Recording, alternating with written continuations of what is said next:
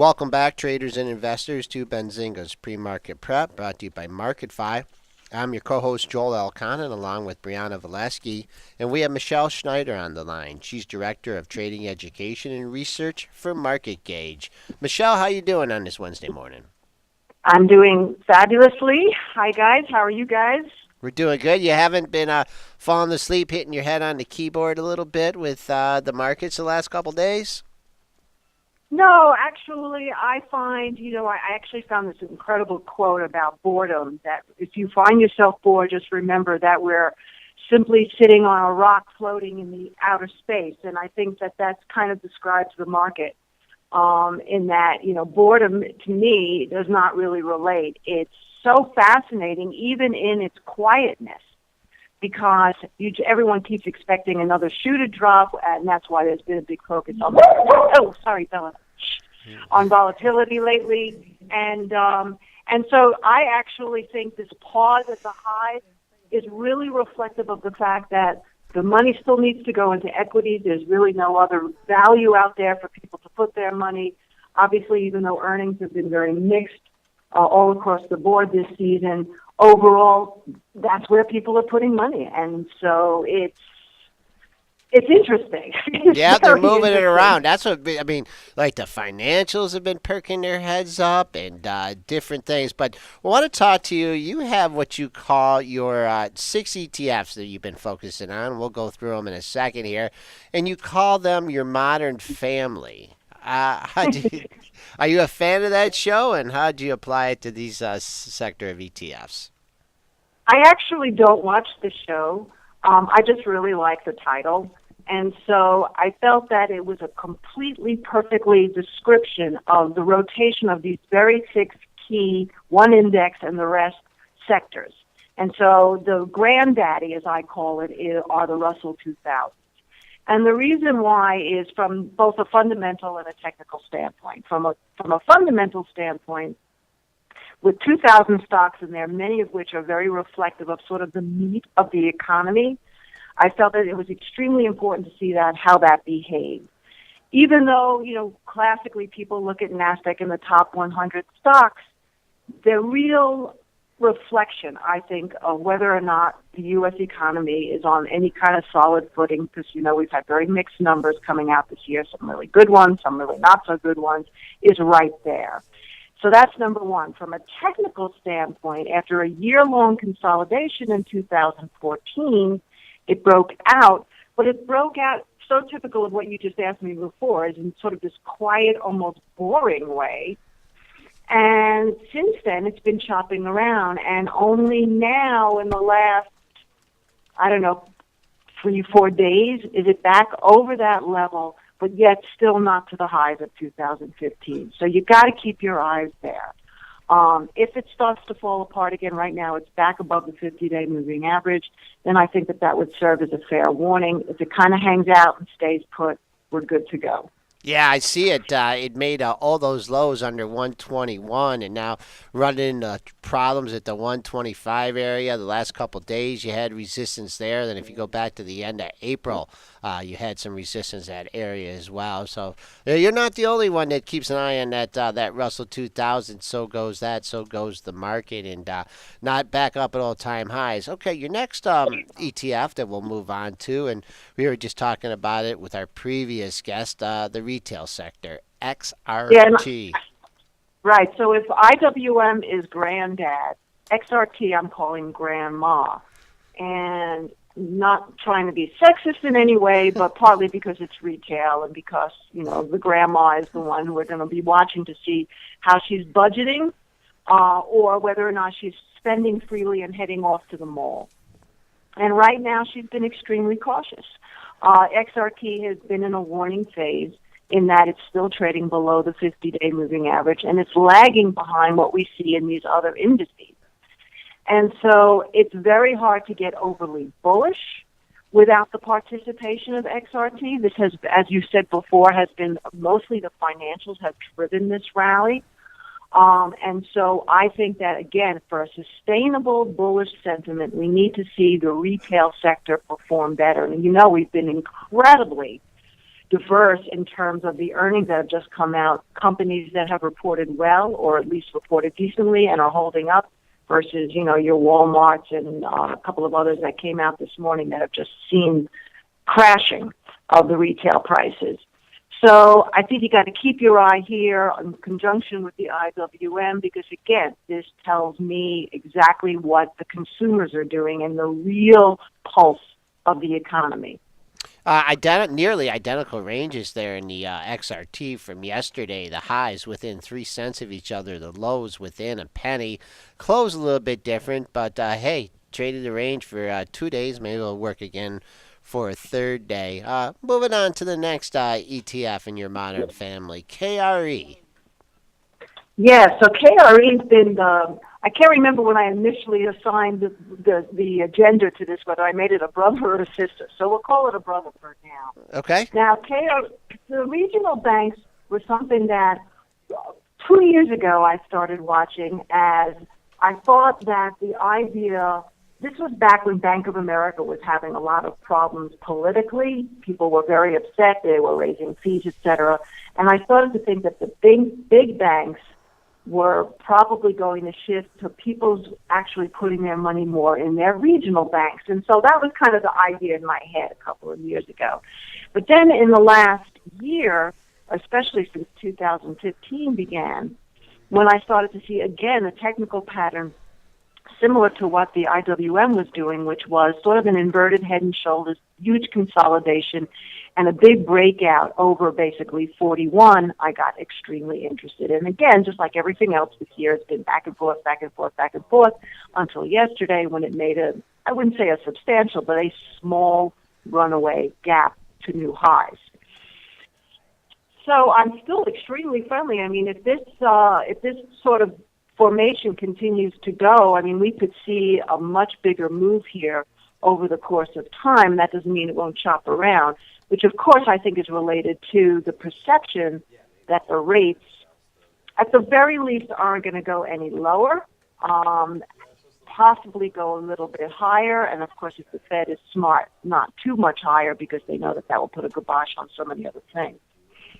Okay, next one that, boy, people were keeping an eye on this, was it a few weeks ago here or even last week? It was in danger zone of breaking down here, the transportation average ETF, but that now has climbed back.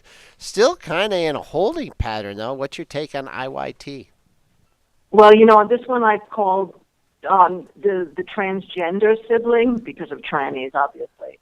But also, it's so aptly named because it has been kind of still trying to figure out what it is and its new identity.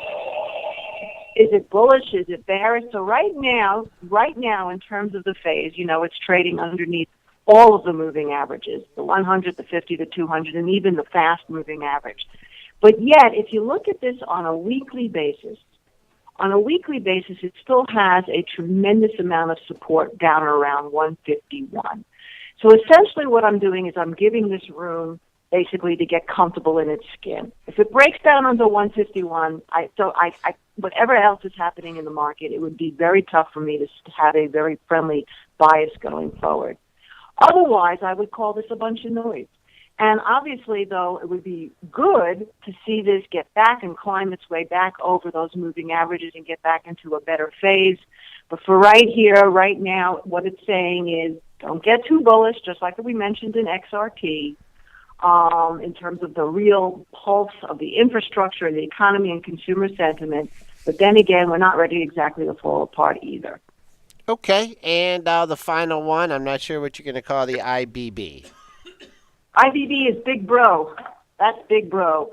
And that's because Big Bro feels like, you know what, I've done my job. I've carried this market up basically really starting in like 2010, 2011. It started its trek up. And it's been going up ever since, obviously with some fluctuation.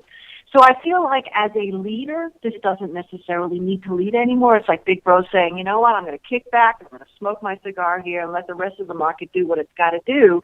But on the other hand, I come to the rescue when I have to, just like a big brother. And so essentially what we're looking here is it's still in a bullish phase. It's nowhere near that peak high we had in March, But on the other hand, as long as it doesn't fall apart, it keeps the Modern Family solid. Okay, all right, that's a good explanation on that one. Let's move on to a couple commodities here. Goldman Sachs really came out with a big call a couple days ago. And the crude oil market knocked it out of the 60 handle. Could you give us your outlook for crude? I've been mentioning, we've been on the show with talking about this now all year, and as far as crude, I still think that these commodities are basing, both the soft commodities, the oil, and the metals. And so is it going to take time? Yes. But I do believe that the worst of that move in all of them pretty much is over. And of course, it's very hard to predict what happens with commodities because it's not like a corporation. It can only be tweaked and manipulated so much because it's a raw material, right? So just looking strictly at the technicals here, we made a nice peak low in March in oil, and that bottom has been extremely solid. Again, we've been going up and down around, but as long as oil holds above 18, I'm extremely friendly to it. If it gets back over 22, and I'm talking about USO here, then I think the bottom will be solid and we'll see a continuing uptrend, which of course is going to have its own implications, as will all commodities if they go up, because typically they run counter-cyclical to equities.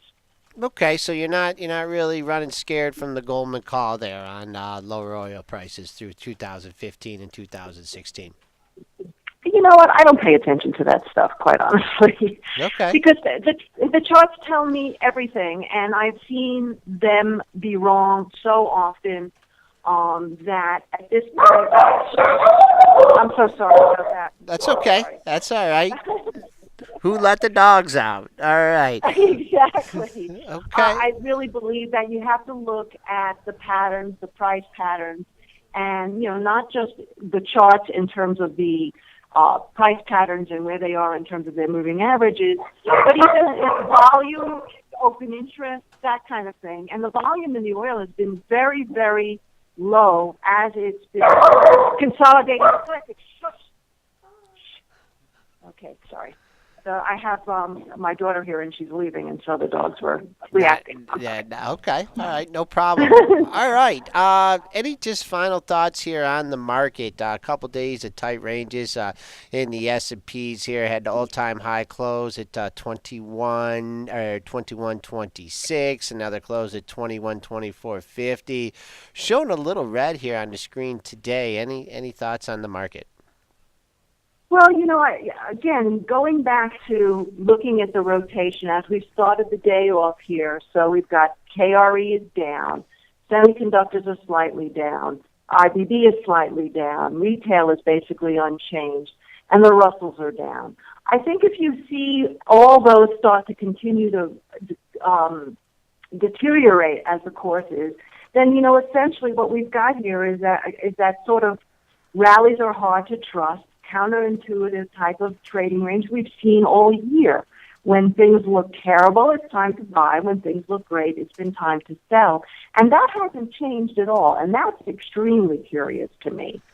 So I've actually have more of a focus on the commodities like you asked me about, because I really think over the next couple of years and beyond, that's going to be where the hot action is going to be. And, lucky for people who like to trade in ETFs, there are plenty of ETFs to look at if you don't want to actually trade the futures. So I keep an eye. I would say if you're going to keep an eye on anything right now, yes, watch the market and watch the Modern Family and see for deterioration. But also keep your eye if you want to look at two ETFs, DBA, which is the agricultural commodities, and DBC, which are metals and oil. Could you give me those two again? DBA. Uh-huh. So DBA is the actual agricultural fund, and right now it made a new low earlier in May. It's been holding. It rallied from there. It's holding its 50-day moving average. It's got tremendous support at 22.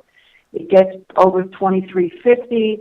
I'd say we're looking at agriculturals going up big time, and DBC